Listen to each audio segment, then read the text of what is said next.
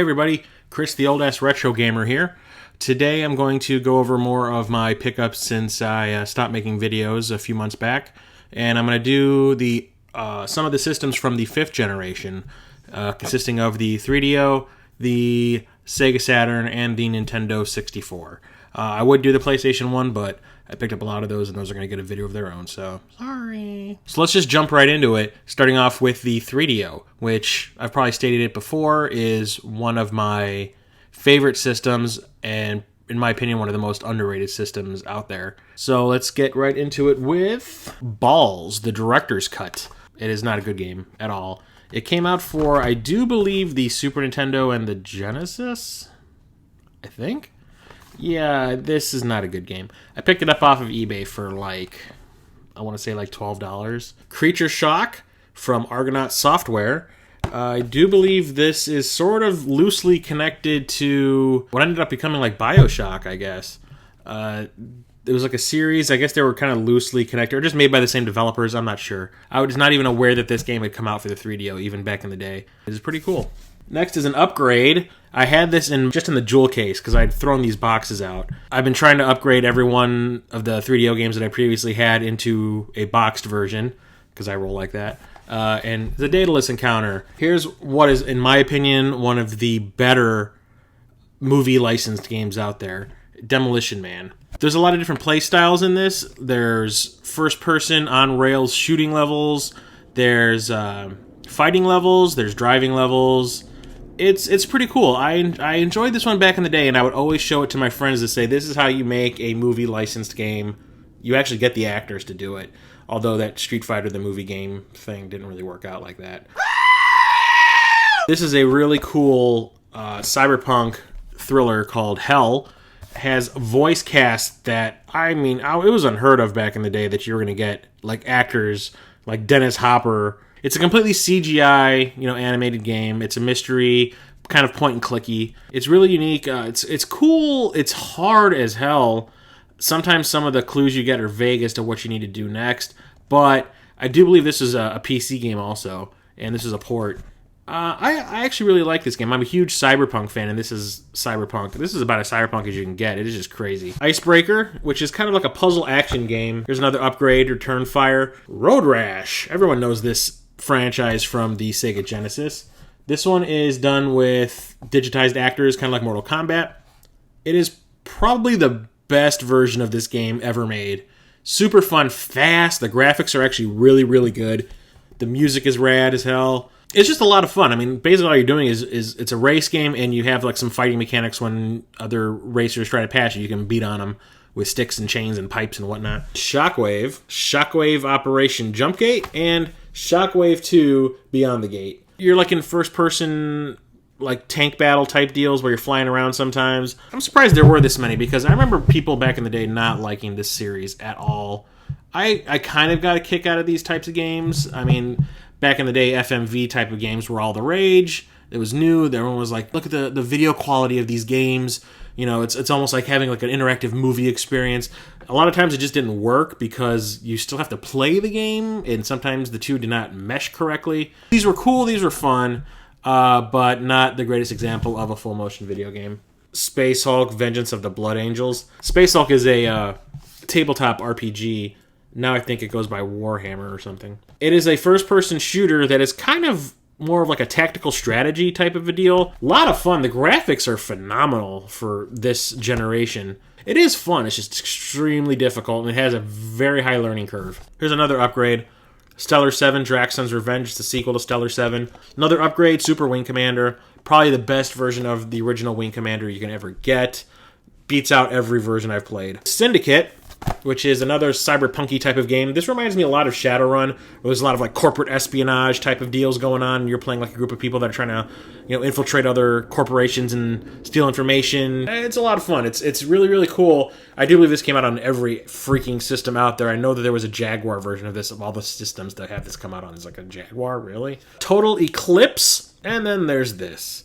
You would not know that the company that made this game would go on to be one of the greatest video game developers in the world ever.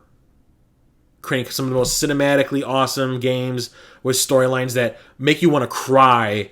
They're so deep and involving. And that is Naughty Dog and Way of the Warrior. This was the game that I bought my 3DO for. Back when this came out, Mortal Kombat was huge, and it was my everything. I loved Mortal Kombat. I still do, not to that extent. The type of fighting game that it was with the full motion video, you know, the digitized actors and all that, that was just the coolest freaking thing I'd ever seen at that point. And not only was the game fun, it was gory, and I love horror, and it was kind of funny at the same time. So when this came out, and I saw like a demo of it at some video game store, it might have been at Best Buy, and I saw how good these graphics were and the fatalities and the music, and when the music was done by Rob Zombie, or at that time it was just White Zombie, I was just like, this, I have to have this. I didn't care if the reviews I was reading said that it wasn't all that great. I had to have it just because of what it was. You know, it was a clone of Mortal Kombat. So when I got my system, you know, I ended up dropping $700 on it and had to sell a bunch of video game stuff just to get it. This is the first game I got. I remember playing it at first. The first hour, I was like, this is awesome. And then the further I got, the more I'd be like, wow, these controls are terrible. Wow, this is just not all that fun. Getting any character to do anything you want is increasingly frustrating. You can't get them to pull off a special move to save your life. The fatality moves are next to impossible. If you do pull one off, it is by complete accident. Although the music and the graphics are nice, that's pretty much the only thing I will give this game. Everything else is pretty bad. But as a time capsule of, you know, what was cool at the time, this is top notch. The final upgrade, Wing Commander 3: Heart of the Tiger. Out of all the video games ever made that I've played, this is probably my third favorite game of all time. Next, I will go into the Sega Saturn. I don't have much in the way of super awesome things for this system because it is extremely expensive to collect for. I do have a lot of the more expensive games, like pretty much the most expensive games for the system already. I threw the boxes away and have just like the discs in a jewel case, which was a big brain fart on my part back in the day. I didn't have a lot of space to store these things back then. I was living at home and I had, you know, just my bedroom, and it was a really small bedroom. I've been trying to upgrade, and I have done a lot of them already. I haven't been able to get any of them lately. I've just been buying other games that I wanted to add to the collection. Bug, which is a 3D platformer starring this little crickety-looking dude.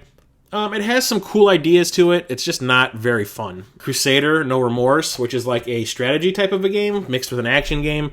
You play as this guy that looks like Jango Fett. It reminds me of Syndicate. It's like this top-down isometric view where you go around just blowing shit up. It's fun. It's very repetitive. Cyber Speedway, which is a 3D racing game where it's kind of like a ripoff of Wipeout, I guess, but not nearly as good or fast. Out of all the sports games out there, the only ones I can actually enjoy playing are hockey games. I don't know why. Just hockey in video game form has always been fun for me, which is why I bought NHL Power Play 96. Tomb Raider. A lot of people don't know this, but this game was actually developed to be a Saturn exclusive, and then when the producers of the game realized that the Saturn was not selling very well and was just it wasn't doing well at all back then, they were like, maybe we should also develop it for the PlayStation, and they did a port, and the port for the PlayStation was the one that took off, and everyone forgot about this. But this is the original version of the game. This was the one that was intended to be before it went over to the PlayStation, and then became like a juggernaut on the PlayStation. And then I have some games that I got from a coworker who was cleaning out a closet and found a lot of her ex-husband's video game stuff and didn't want it, and she knew that I was collecting video game stuff and was just kind of offered it to me. Just said, hey, you know what, take it. I don't want it anymore. It's taking up space. I need the closet. She gave me a lot of stuff, a lot of really cool stuff. Virtua Cop and Virtua Fighter. These were the ones that came with the system. She says she doesn't know where the system is, but I already have one, so it's not a big deal. Virtua Fighter is, like, nowadays is, like, virtually unplayable. Virtua unplayable. You see what I did there? Derp. And then she has import games that she said her husband at the time was really into. The Super Dimension Fortress Macross. I don't speak Japanese. It looks like a shooter. I haven't played it yet.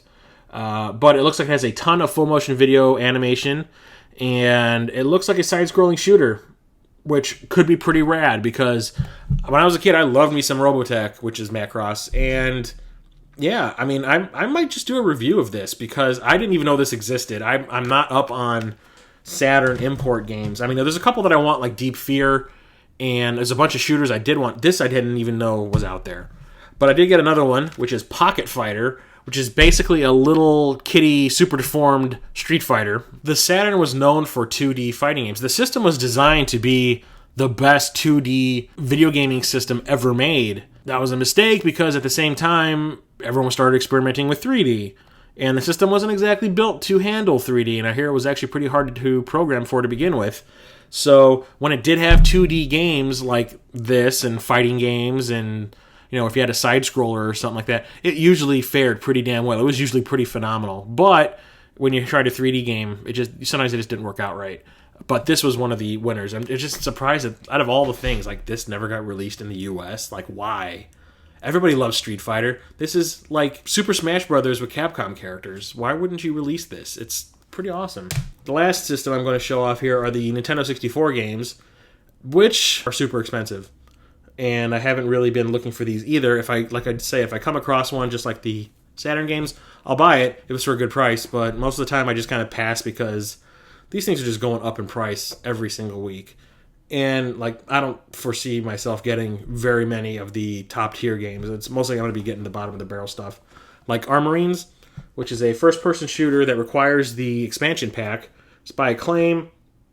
Not all that great. It's basically trying to be Starship Troopers, but it's just not very good. Beetle Adventure Racing. Who would have thought that a game that is basically a commercial for a car would end up being this awesome? It's kind of like the San Francisco Rush.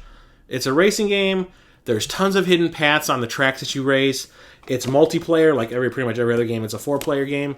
It is a lot of fun. The graphics aren't all that great. The music is, but it's just a really, really fun game to play. And this is like, I would never have picked this game up in the past when I was younger, when I first owned the system. I never would have picked it up because I'd been like, it's a commercial in cartridge form. But over the years, I just always hear people talking about how awesome this game is, and I finally found it for a good price, and I was like, yeah, let's check this out. And you know what? Lo and behold, it is. This is one I never thought I would be able to get this early in collecting, but I found it just like I did with the Castlevania and that Contra for the Super Nintendo, where I think I just happened to be on eBay at the right time. Found this for a very low price, complete in box. Mario Kart 64. I think I paid $35 for this, and it's normally going for around 60-ish. At least at the time I bought it, it was. A lot of fun. I never had this back in the day. This is considered to be like the best Mario Kart game ever. I still prefer the Super Nintendo one, but this one is really, really cool. I just don't like it when you jump. It says boing, on the screen, and it's a little too childish for me. But the graphics are really cool, and it is really fun. I mean, all the Mario Kart games are really, really good. Everybody knows Perfect Dark. It was made by the people who made GoldenEye. Rare. I always liked this better than GoldenEye. The storyline was better. I liked the character of Joanna Dark. The cyberpunky type of background that the game took place in was pretty awesome. The futuristic type stuff. And the multiplayer I thought was better. It's a lot better than GoldenEye, but it's not as fondly remembered as GoldenEye for some reason. Star Wars Episode 1 Racer. Hate Episode 1, the movie. But goddamn, the games based on it are pretty cool. Especially this one. I wish this was like a port of the arcade game. That would have been amazing. But we didn't get that. But for a racing game for the N64, which again required the expansion pack, this is pretty rad. Turok 2 Seeds of Evil. I remember the first game in this series for the N64 frustrated me beyond belief because the graphics weren't good. It was cool because it was gory. You shoot somebody and you see like this blood guys that shoot out of their neck sometimes. But it was really vague. The fog in it just ruined it for me. It was hard to play. It was hard to see where you're going. The controls were kind of loose. But this fixed everything. It's compatible with the expansion pack. And it's just a lot of fun. This is a really, really good first-person shooter. And then there's this, which is, as far as I'm concerned, one of the best Star Wars games ever made. Star Wars Shadows of the Empire. I've always loved this game. It was the game that I bought my Nintendo 64 for. Even though it was supposed to come out at launch, it didn't. It got delayed by about 6 months or something like that. So for the first 6 months, I had Mario 64 and Pilot Wings 64, which was it. And then when this came out, I was like, oh! The book it's based on is terrible. I read it after playing this game. That book is god-awful. But this game is pretty fun. It is a lot of fun. It is a ton of fun. I still enjoy it. I played through it when I first bought it, and it's... yeah. And then WCW NWO Revenge. I remember watching a couple of my friends play... actually, a bunch of my friends play it in front of me because I was like... sitting back watching them play, going, I'm not playing that garbage. Fuck that. Turns out these games are awesome. There's WrestleMania 2000. There's a few others, I do believe, for the N64. But these games are a ton of fun. Graphics are nothing to write home about, but it's all about the gameplay, and these are awesome. These are so cool. So that's it for this video. Don't forget to subscribe and comment, share, like the video, give us a thumbs up. Let me know what games you think I need to buy for my collection. What do you think is an underrated gem in your opinion that I need to add? Something that you think I would enjoy. After all, you see the video games that I talk about all the time. What else is out there that I've missed? Let me know what games you might want me to talk about in more detail in the future. And also, check out my other show, TOASTY, that I do with my friend Josh, where we talk about everything geek, from movies to video games to comic books. We've had plenty of awesome guests like Taryn Manning from Orange is the New Black and Scott from Video Game Sellers. We even just had Erica Zabo from MindBit do a video with us. So, until next time, I am Chris, the old-ass retro gamer, signing off.